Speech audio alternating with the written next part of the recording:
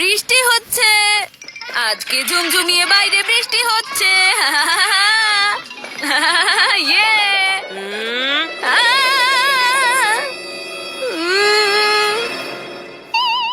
তোমার গাড়ি এখন কোন দিকে যাচ্ছে বান্টি? মা জানো, আজকে বছরের প্রথম বৃষ্টি, আর এই বৃষ্টিতে ভেজার মজাটাই অন্যরকম। প্লিজ আমাকে যেতে দাও না।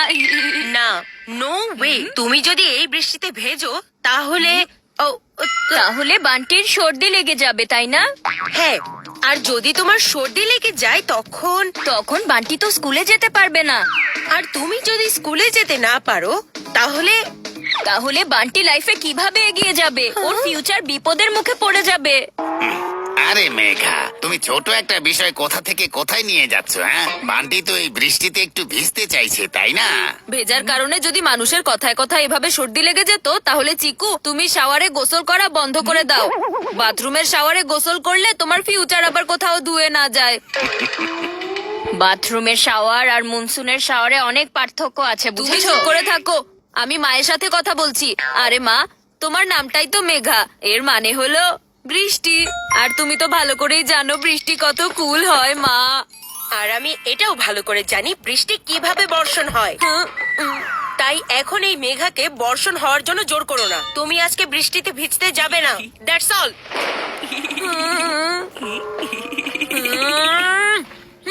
না না ভাই, আমি বাইরে গিয়ে বৃষ্টিতে ভিজতে চাই। আপনি কিছু একটা করুন না। আসলে আমি তো তোমার নানা হই, কিন্তু সব বিষয়ে আমি বলি হ্যাঁ হ্যাঁ হ্যাঁ হ্যাঁ। আর এই কারণে আজকে আমি তোমার জন্য বৃষ্টিতে ভেজার প্রোগ্রাম সেট করেই ছাড়বো। না না ভাই, আমার কাছে অলরেডি একটা আইডিয়া আছে। চলুন আমরা ফুটবল খেলি, আর আমি যেমনটা বলবো আপনি শুধু তেমনটাই করবেন।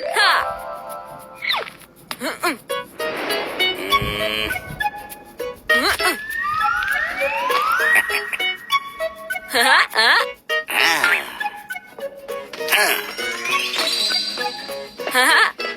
আমি ওই বলটা আনতে যাব আর বৃষ্টিতে ভিজে আসবো।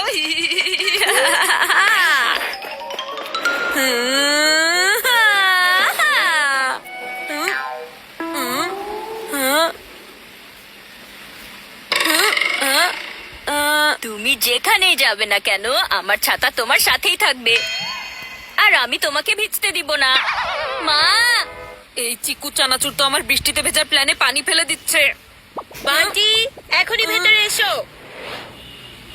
মনে হচ্ছে আজকে এই বৃষ্টির ফোঁটা দিয়েই কাজ চালিয়ে যেতে হবে। শুধুমাত্র আমার হাত ভিজবে। আজকে তো আমার কোনোই চান্স নেই। আরে বান্টি, ভালো একটা সুযোগ পাওয়া গেছে, আর তুমি কিনা রুমের ভেতরে মন খারাপ করে দাঁড়িয়ে আছো। হ্যাঁ, কেন, কি হয়েছে নানা ভাই? মা কি তার সিদ্ধান্ত পাল্টে ফেলেছে? আমার মা সিদ্ধান্ত পাল্টায়নি, সে বাইরে গেছে, বাইরে। আর এখন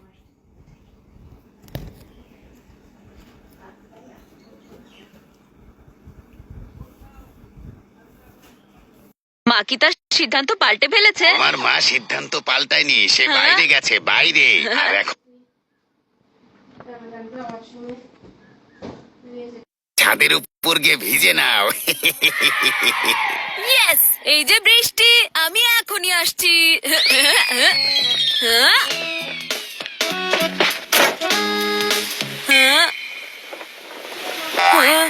ও নো, মা তো ছাদের উপরে পাহারা দিচ্ছে। মনে হচ্ছে নানা ভাই হয়তো ভুল বুঝেছেন। একটু হলেই আমি সোজা বিপদের মুখে পড়ে যেতাম। বান্টি, কি হয়েছে? তুমি ভিজলে না কেন? বৃষ্টিতে ভিজিনি, কিন্তু ভিজে বেড়ালের মতো ছুটে চলে এসেছি, কারণ নানা ভাই মা তো ছাদের ওপরে আছে। আচ্ছা, তাহলে মেঘা উপরে আছে? এটা কখন হলো? আচ্ছা, কোনো ব্যাপার না, তোমার মা হয়তো ছাদের উপর কিছু একটা কাজ করতে গিয়েছে। দেখো, চিকু আশেপাশে কোথাও নেই, তুমি এখনই জলদি করে গার্ডেনে গিয়ে মজা করে ভিজে নাও। এটা অনেক ভালো সুযোগ। হ্যাঁ, আপনি শুধু একটু খেয়াল রাখবেন, মা নিচে চলে আসার আগেই আমাকে সাবধান করে দেবেন, ওকে?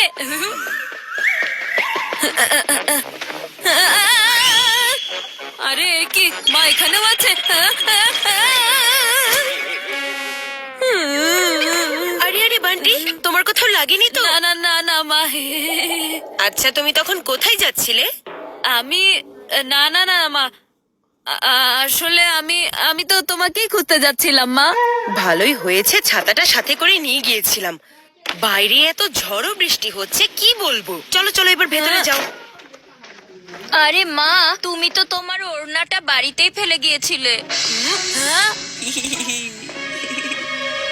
আরে এত ঝুম বৃষ্টিতে আমি ওড়না সামলাতাম নাকি আমার জিনিস, আর সেজন্য আমি ইচ্ছে করে আমার ওড়না বাড়িতে রেখে গিয়েছিলাম। যাক, ভালোই হয়েছে, বাড়িতেই ওড়নাটা অনেক কাজে এসেছে। তার মানে চিকু তখন ছাদের উপর ছিল, মা ছিল না, আর আমি একটা ওড়না দেখে ভয় পেয়েছি।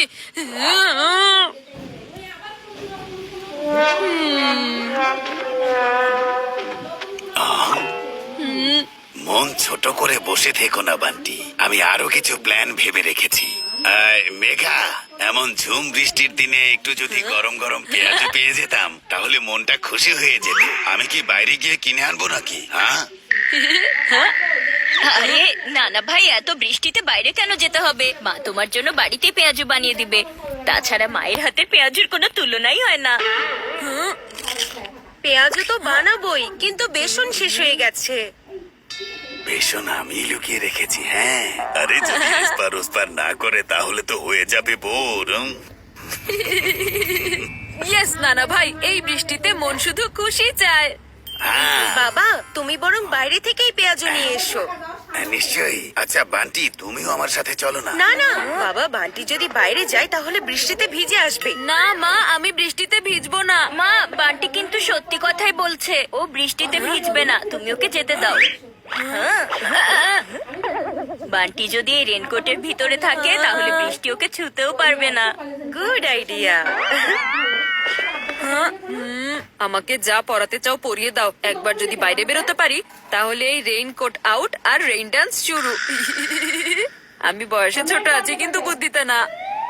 আরে ছোট ভাই, তুমি ভুলে গেছো আমি হচ্ছি বড় ভাই। তুমি শুধুমাত্র আমার আইডিয়া জানো, প্ল্যানিং জানো না। তুমি যতই প্র্যাকটিস করে নাও, কিন্তু আজকে বৃষ্টিতে খেলতে পারবে না।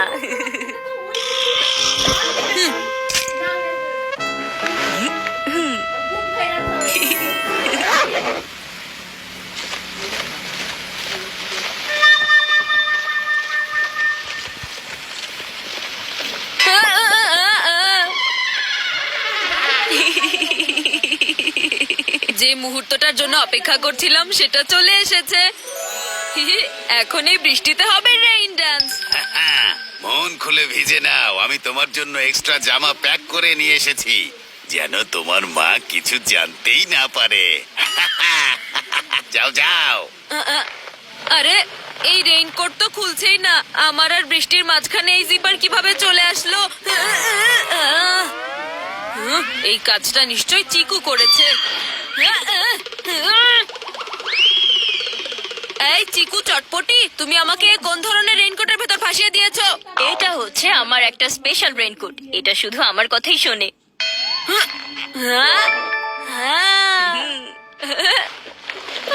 যেহেতু এখন তুমি বাড়িতে ঢুকে পড়েছো, তাই তুমি বাইরে যেতে পারবে না বৃষ্টিতে ভেজার জন্য। এই রেইনকোট তোমাকে কত ভালো করে প্রোটেক্ট করেছে। যত খুশি চেষ্টা করো, তুমি আমাকে বৃষ্টি থেকে দূরে সরাতে পারবে না। ওহো, বাইরে তুফানের মতো বৃষ্টি শুরু হয়েছে আর বাড়িতে তোমরা দুজন এসব কি করছো? পড়ে গেলাম রে, পড়ে গেলাম, মাথা ভেঙে গেল। বাবা নানা ভাই, কি হয়েছে আপনার? এটা কিভাবে হয়ে গেল? বাবা তুমি ঠিক আছো তো? খুব বেশি ব্যথা লাগেনি তো বাবা? আরে নানা ভাই উঠুন।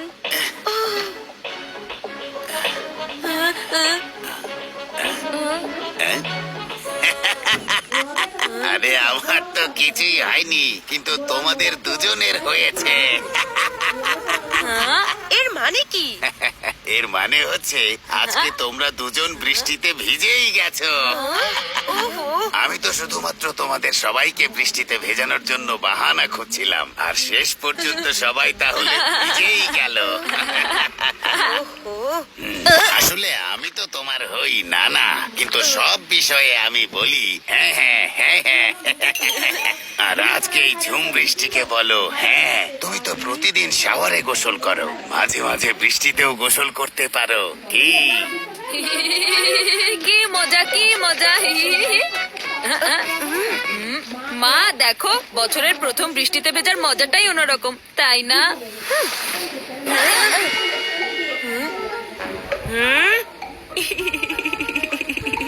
এখনই বান্টির সব নাচ বেরিয়ে যাবে আর এই বৃষ্টির সাথে ওয়াশ আউট।